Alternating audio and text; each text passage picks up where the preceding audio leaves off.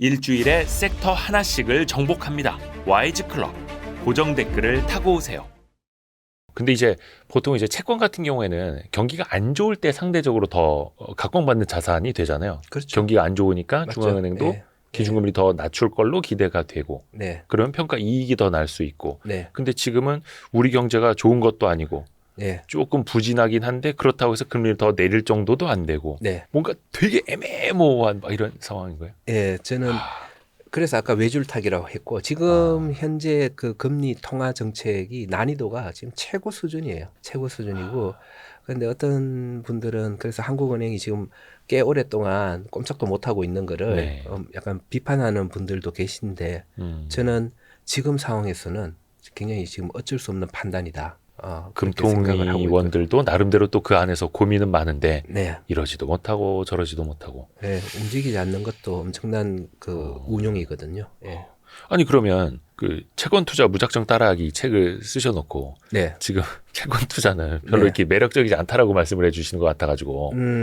아니요. 여기 안에는 꼭 네. 국내 채권 얘기하는 것 그리고 그렇지만은 제가 장기물 채권 뭐 5년, 10년 이런 거 할 때는 지금 좀 그렇게 좋은 타이밍이 아니다라는 그런 말씀이고 네. 우리가 채권이라는 게 그런 경기가 나빠서 금리 하락으로 큰 자본 이익을 얻는 이런 채권 장기물뿐만 아니고 예금 금리보다 조금 더 높은 기대 수익률을 내는 회사채라든지 네. 충분히 굉장히 이 채권 투자의 가장 큰 장점은 다양성이거든요. 다양성. 예, 입맛에 맞는 그 수많은 종류의 채권들이 있기 때문에 그렇죠. 예, 뭐 그런 걸 투자할 때는 충분히 지금은 가능한 얘기입니다. 예를 들어서 지금 뭐 1년 만기, 2년 만기 채권들 네. 그 중에서 뭐 AA 회사채, 음.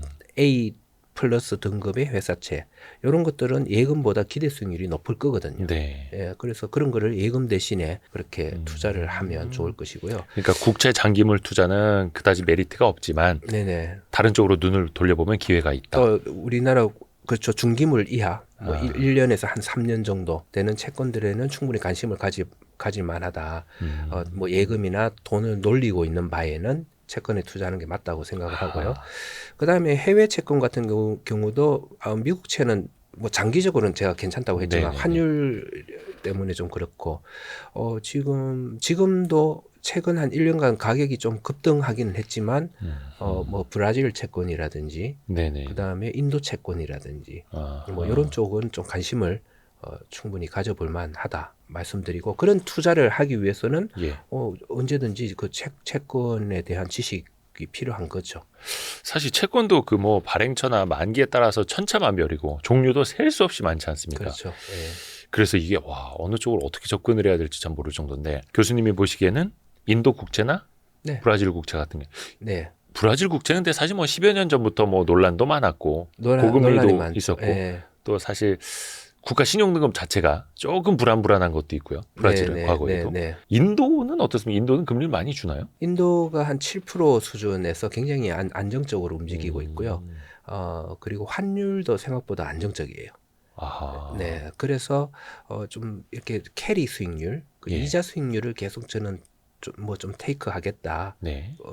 우리나라 금리는 뭐 3%대 수준이니까 더러우니까. 낮으니까. 네, 좀 그런 그 정도 수준의 이자율을 얻겠다 싶은 쪽은 저는 인도 채권, ETF, 인도 채권은 직접 사는 것보다는 ETF를 살 수 있을 거예요. 채권 ETF요. 네네. 인도 채권 그래서 ETF. 저는 IRP 쪽에서는 네. 채권형 펀드를 많이 투자를 할 수밖에 없잖아요. 그렇죠. 30%는.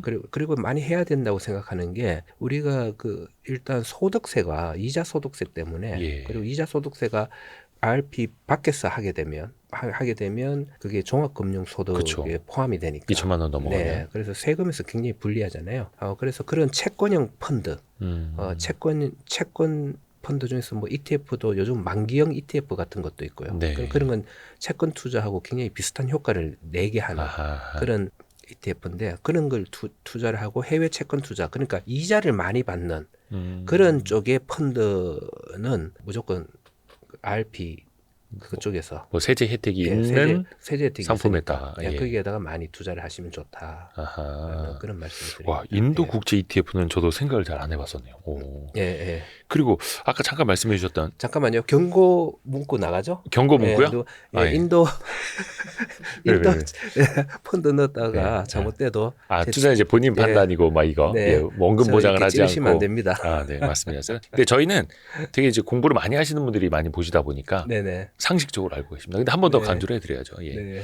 투자 판단 이제 본인 책임하에 네. 하시길 바라겠고. 근데 이게 말씀 참 잘하신 게 예전에 10여 년 전에도 브라질 국제. 네. 그래서 모 금융사가 네. 브라질 국제 엄청나게 프로모션을 걸었었는데 네. 그 직후에 브라질 막 정세가 되게 불안해지고 하면서 브라질 채권 값이 막 급락을 하고 막 이랬었잖아요. 그런 적이 지금은 있었죠. 어때요? 그게 이제 그 플로우를 조금 보시면 좋을 것 같아요. 예. 2000년 초반 때, 네네. 2012년, 11년 그때 처음으로 브라질 채권에 프로모션 걸려서 엄청 팔아댔어요. 막 정부사에서. 브라질 막 국채인데 거의 10% 수익률을 준다 막 이러고. 네. 근데 그때 많은 돈이 이동했는데 그 많은 돈이 이동한 가장 큰 이유 중에 하나가 네. 그때 그 금융소득 종합과세 음. 그게 한도가 그 전에 컸었거든요. 네. 한도가 지금의 점점 2천만 낮아졌죠. 수준으로 확 낮춰버렸어요. 네. 그러니까 전부 사람들이 갑자기 이거 이자 소득세 안 내는 자산이 어디 있어? 그걸 찾기 시작한 거예요. 아하. 그래서 많은 돈들이 그래서 저는 그 정책이 정말 저는 좀 헛발질이었다. 네. 좀 그렇게 생각을 하는데 그때 그 돈들이 어디로 갔나 하면 뭐 장기 국채 아니면 뭐 보험사의 장기 금융 네. 별로 그렇게 우리나라 경제에 도움이 안 되는 쪽으로 많이 흘러 들어갔고요. 왜냐하면 주식도 그때부터 배당 소득세가 부담이 되니까 네. 그게 되니까 주식에서도 자금이 많이 빠져나가서 다른 곳으로 이동하게 되는 그런 요인이 됐는데 그 중에 한 군데가 브라질 채권이었어요. 네. 이자 소득세가 없으니까 예. 예, 종합 소득세하고도 관련이 없잖아요. 그걸로 만약에 그거를 이제 증권사에서 이용을 했죠. 근데 문제는 뭐냐 하면 그때는 환율이 너무 높았어요. 환율이 한 600원 정도 했거든요. 헤아라가. 네네네. 헤아라가 600원 정도 했는데 지금은 한 270원, 260원, 70원 그 정도 하는데 예. 그때 600원 정도 했었어요. 근데 그때 환율은 너무 비싼데 그 환율을 저는 이제 해외 자산에 투자할 때 아까 그 미국채 투자 환율 때문에 잘 안 한다 그러잖아요. 네네네네. 물가를 보거든요. 그 나라의 스타벅스 커피 가격이 우리나라 스타벅스 커피 가격과 효용이 같은데 네. 많이 비싸다. 그러면 많이 비싼 것은 뭐 옛날에는 그 빅맥으로도 비교 많이 네, 했고 빅맥 지수 같은 거. 예, 많이 비싸다는 거는 둘 중에 하나다. 이 스타벅스 가격이 떨어지거나 아니면 이 나라의 환율이 다시 하락해야 된다. 예. 이건데 스타벅스 가격이 떨어지는 건 좀 힘들잖아요. 그렇죠. 그러니까 아무래도 환율이 떨어져서 결국은 그게 매치가 돼야 된다. 예. 그게 이제 가치 투자자들의 개념하고도 조금 아하. 일맥상통하죠. 네. 그래서 미국 같은 경우는 환이 지금 비싸다. 스타벅스 가격이 안 비쌀 거예요. 아마 우리나라보다 많이 비쌀 거고. 거기 브라질 콩 많이 나는데 커피 콩 많이 나는데도 비싼가요? 근데 브라질은 그러니까 스타벅스로 비교하면 안 돼요. 아, 그러네. 다른 걸로 비교해요. 그러네. 뭐 거기는 일본 커피가 같은데 많으니까. 일본, 유럽이나 이런 데는 그 스타벅스 커피로 왜냐하면 같은 효용과 같은 품질이니까. 그런데 그때 이제 그런 식으로 제가 환을 투자를 네. 하는데 뭐 예를 들어서 일본은 지금 한 20% 싸거든요. 네. 스타벅스 커피가. 그 말은 일본 환에 좀 관심을 가져도 된다. 뭐 이런 생각이고 싸다. 일본 환이 싼 상황이다. 이렇게 판단하는 스타일인데 그 당시에 브라질은 제가 그래서 물가를 체크를 해봤어요. 네네네. 그 당시 뉴스 같은데 보면 와 브라질 물가 비싸다 이런 얘기가 많이 나와요. 특히 그래서 어떻게 체크를 해보냐 하면 해외 호텔 뭐 바닷가에 호텔 같은데 내가 가서 자는데 얼마지? 그러면 유럽이나 우리나라 이런 데 비해서 상당히 좀 비싸더라고요. 그래서 이때 브라질 환율은 좀 거품이 있구나. 그러니까 우리가 원화로 체감하기에 당시 2010년대 초반에는 비쌌다. 비쌌죠. 비쌌는데 그래서 저는 이제 그 투자가 좀 위험하다라는 생각을 했는데 많은 사람들이 사시더라고요. 그런데 저는 이제 정작 언제 제가 개인적으로 사기 시작했나 하면 2015년도에 사기 시작했어요. 그게 환율이 2010년 초반에는 사람들이 너무 그 브라질 채권 투자를 많이 하니까 토빈세까지 물고 투자를 했거든요. 그런데 토빈세가 없어졌어요. 토빈세라는 거 이제 자본 유출입에 붙이는 세금 같은 거. 그렇죠. 네, 네. 브라질이 그때는 너무 브라질 자기 나라로 돈이 막 많이 들어오니까. 들어오니까 야, 우리나라에 투자하려면 세금 물어야 돼. 라고 막 막을 정도였죠. 당연히 그런 상황이었으니까 물가도 비싸고 환율도 비싸고 그런 상황이었고. 네. 그런데 몇 년 지나니까 그 환율이 한 360원, 370원까지 한 거의 반 정도는 아니도 한 40% 40% 가까이. 떨어지더라고요. 환율이. 야. 예. 그때는 제가 체크해봤죠. 네. 그 물가를 체크해보니까 이 정도면 뭐 우리나라하고 비슷한 수준이라서 그렇게 환율이 뭐 아무래도 이자율 높으니까 환율 떨어질 가능성 높지만은 그렇게 큰 폭으로 떨어지지는 않을 것이다라는 그런 생각으로 투자를 했는데 그때는 환율이 좀 떨어질 것이라는 예상을 해도 가감하게 들어갈 수 있었던 게 10년 만기 브라질 채권 금리가 13%였어요. 2010년대 초반에요. 아니요, 2015년. 15년, 제가 아, 투자할 15년에. 때. 그전에는 10%도 안 했어요. 사람들이 많이 투자할 때. 근데 환율은 높았고. 오, 근데 2015년에 상황이 완전 달라진 상황이 거예요. 완전 달라져서 이제 사람들이 안 들어가니까. 안 살려고 하니까. 예. 그리고 뭐 그러니까 또 안 들어가니까 또 브라질 브라질 망한다 막 불안한다 이랬으니까. 그러고. 그런데 자기 자국의 환으로 발행한 채권은 망하지 않거든요. 부도가 나지 않아요. 예를 들어서 우리나라도 원화로 발행한 채권은 아무리 우리나라가 잘못돼도 계속 원화 찍어내어서 그걸로 갚으면 되잖아요. 네네. 나라가. 그러니까 그게 부도가 나진 않죠. 다만 우리나라가 달러로 다른 채권을 국채를 발행했는데 달러가 부족할 때는 내어줄 달러가 없을 때 그게 모라토리움이죠. IMF에 가서 이제 달러 빌려와야 되는. 빌려와야 되는. 예, 그래서 환율이 떨어질 뿐이지 일단 브라질 회화라 채권은 부도가 나지 않는다. 이런 생각을 해야 되고요. 그 당시에 진짜 다들 막 브라질 망한다고 막 이랬었는데. 제가 좀 우리 가치 투자자는 그런 걸 좀 좋아하잖아요. 예를 들어서 역발상. 네. 예전에 LH공사 제가 이제 채권 펀드 매니저 할 때 네네네. LH공사가 망한다 그랬어요. 신문 기사 찾아보면 2010년 초반대에 네네네. 빚이 너무 많아서 큰일 났다. 지금 더 많지 않나요? 그래서 네. 그때 진짜 망한다 해가지고 채권이 헐값에 막 팔리더라고요. 그래서 저는 이제 그거를 줍줍. 조 단위로 샀죠. 와. 해서 그렇게 좀 절대 LH는 망하지 않는다. 그거는 왜냐하면 저는 분석을 해보니까 LH공사가 가지고 있는 뭐 옛날부터 가지고 있던 땅, 네네네. 자산 이게 어마무시하더라고요. 예. 그래서 아무리 뭐 빚이 많아도 뭐 이거 퉁 치고 났어도 망하기가 어려운 회사다. 그렇게 분석을 했기 때문에 당연히 빚이 많고 불안한 그거는 시장 분위기는 그랬지만은 저는 그때 줍줍을 근데 사실 그런 역발상 투자, 가치 투자가 가치 투자죠. 그냥 어디 그냥 용기에서 나오는 게 아니라 사실 맞아요. 분석이 분석에서 바탕이 나와요. 되어 있으니까 그런 용기가 나오는 거죠. 맞습니다. 당시는 거의 뭐 부장급이나 아니면 상무급이셨을 텐데.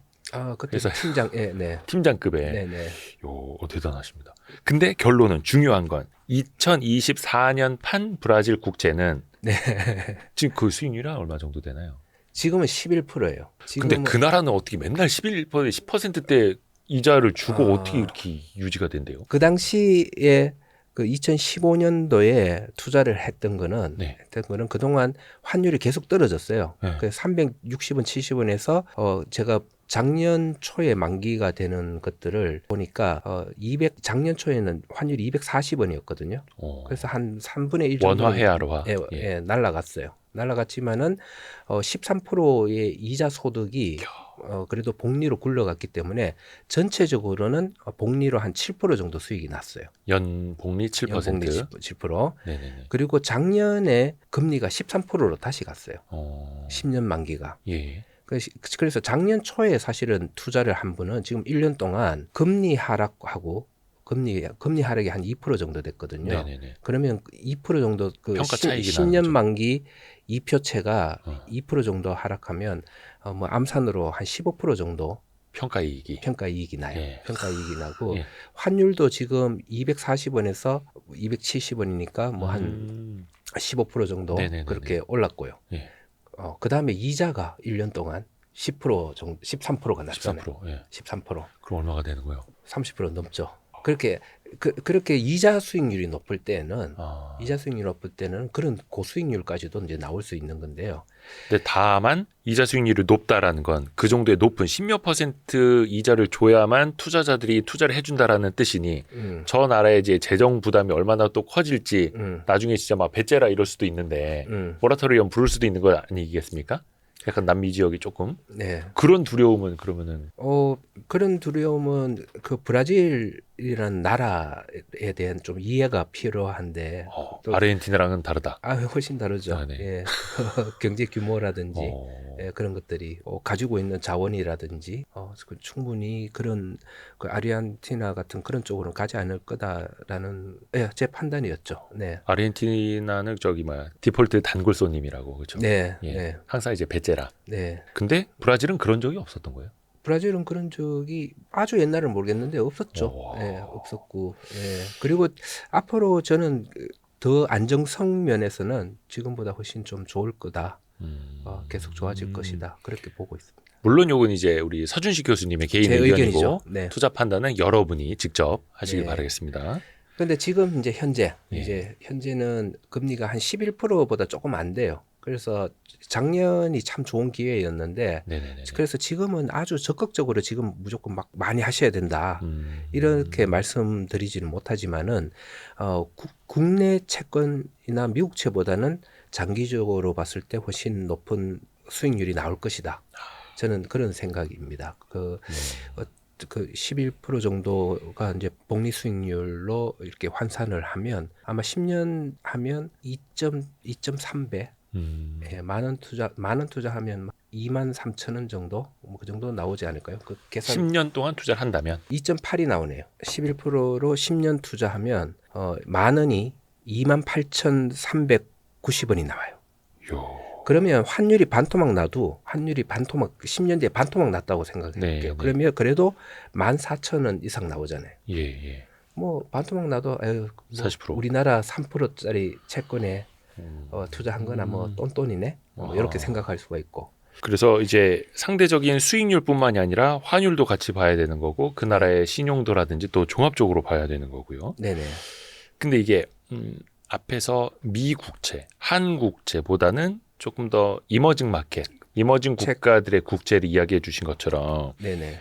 회사채도 마찬가지 아닙니까? 이게 항상 하이힐드. 네. 또 약간 이제 채권은 원래 안전자산인데 네. 진짜 안전자산은 수익률이 얼마 안 되니 나는 그래도 조금의 더 위험 부담을 지고 더 높은 수익률로 가겠어라고 하면서 이자 수익률 더 높은 하이힐드 채권으로 가지 않습니까? 그러니까 뒤집어 보면은 신용도가 떨어지는 회사로. 네.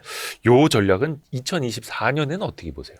저는 개인 투자자들이 채권 하이힐드에 투자하는 거를 상당히 좀 반대하는 편이에요. 반대. 예, 왜냐하면 이자율 조금 더 높은 거를 얻기 위해서 계속 위험을 테이크하는 거거든요. 그렇죠. 처음에는 보통 뭐 한 1년 미만짜리에 투자를 해요. 네. 그리고 1년 동안은 안 망하겠지. 그냥 이런 생각으로. 뭐 단기채니까 예, 절마한다. 왜 이렇게 말이 꼬이지?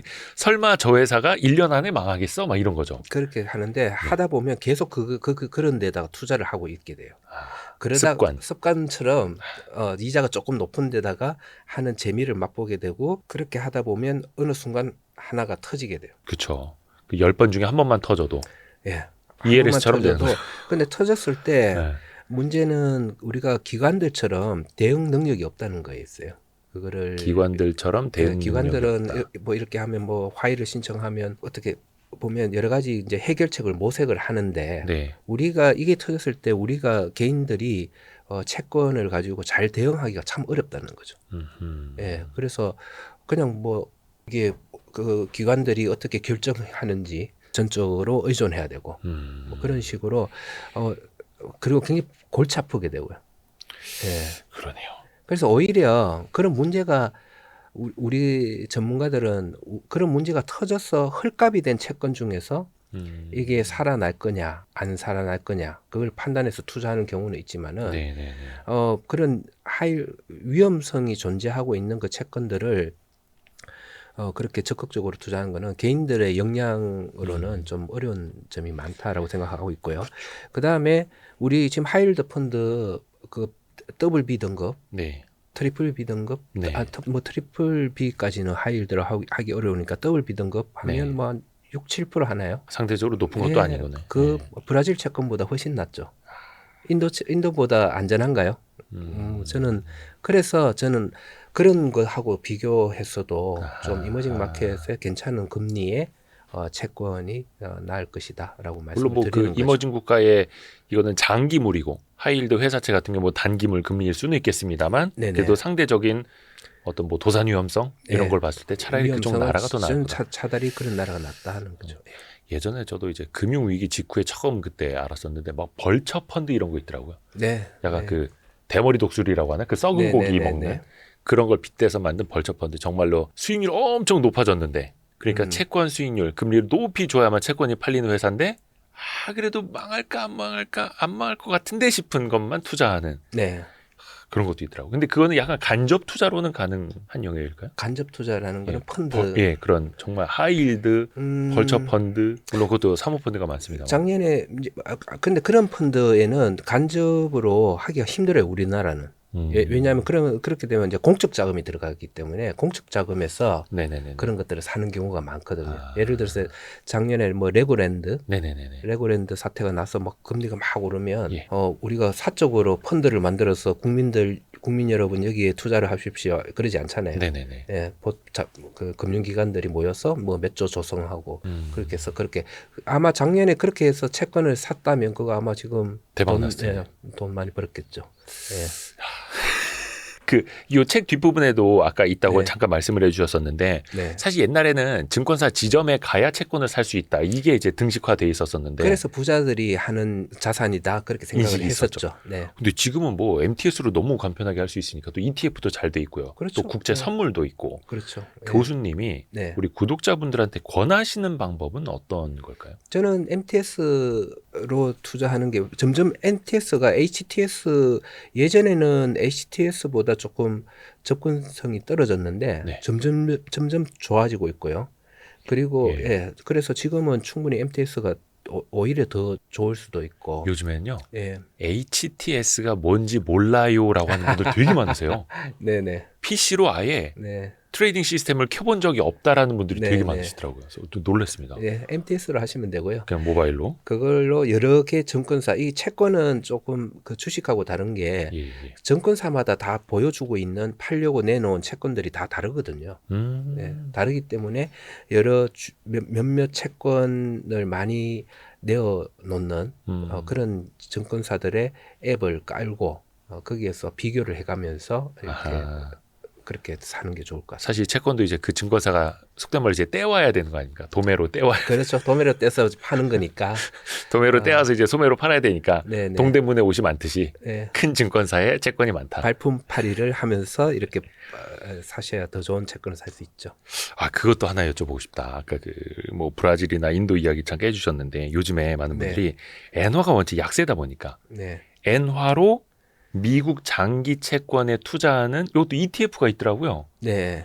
엔화로 미국채에 투자하는 요 방식 이렇게 나중에 네. 금리 내려오면 네. 채권으로도 수익률로 먹고 네. 평가 차익으로도 먹고 네. 또 엔화가 다시 이제 강세로 가면은 환율로도 먹고 이 전략 어떻게 생각하세요? 그게 저는 이해가 좀 잘 안 돼요. 이해가 안 되는 게 예. 그게 엔화로 예. 미국채 ETF를 사는 순간 다시 환을 바꾸는 거거든요. 네네네. 달러로. 예. 그 말은 제가 제 돈이 결국은 달러로 바뀌어서 채권 사는 거하고 똑같은 걸로 저는 여겨지고 당연히 그렇다고 생각하는데 네네네. 그래서 그거는 저는 뭐 일종의 이거 파생일 수는 있을 것 같은데요. 저도 구조를 잘 몰라가지고. 아니 저는 그게 만약에 해지를 한다면 네. 그것도 좀 약간 바보 같은 짓이죠. 해지를 하면 코스트가 꽤 많이 들 거예요. 비용이 그 미국채와 일본 채권의 금리 차이만큼은 비용으로 내어야 되기 때문에 그거는 별로 지금은 달러를 가지고 있는 쪽에서 엔화를 사서 해지를 하면 오히려 그 해지에서 나오는 이익이 그 금리 차이만큼 나는 경우지 엔화를 가지고 달러를 바꿔서 했을 때는 뭐 금리가 그러니까 제가 이제 일본 사람이에요. 그 미국 채 금리가 좋으네 하고 샀어요. 달러로 바꿔서 샀어요. 근데 네. 달러가 내려가면 안 되니까 그거를 해지를 하면 그 이자 차이만큼 비용으로 내야 되거든요. 결국은 거기에서도 이제 비용이 그 세상에 공짜는 저는 없으니까. 좀 이해가 안 돼요. 그게 그렇게 하는 게 전혀 그거는 엔화를 보유하고 있지 않은 상황이기 때문에 네네네. 그렇게 엔화로 미국 ETF를 산다는 거는 만약에 해지를 한다면 그러면 수익이 안 날 거고. 네. 예.